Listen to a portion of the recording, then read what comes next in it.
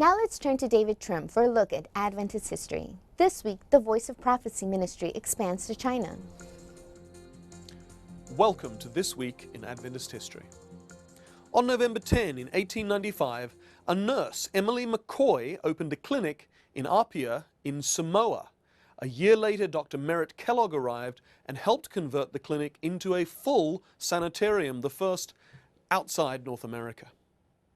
Also on November 10, but 51 years later, in 1946, the Voice of Prophecy began broadcasts in China from a station in Shanghai.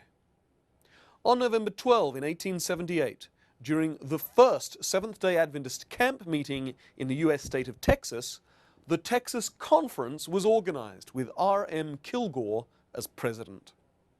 Also on November 12, but 26 years later, in 1904, the first Adventist baptism in Peru took place when H.F. Kettering baptized 7 people in Lima, the capital city. 110 years later, there are over 420,000 Seventh-day Adventists in Peru. On November 13 in 1959, Columbia Union Conference established a new hospital, Kettering Medical Center, using a gift from the estate of inventor Charles F. Kettering, who was not an Adventist, but whose family supported Adventist health work because they found it so impressive. Last year, Kettering Medical Center treated over 420,000 patients. And on November 14, 1873, the 12th General Conference session was held at Battle Creek, Michigan, with 21 delegates attending.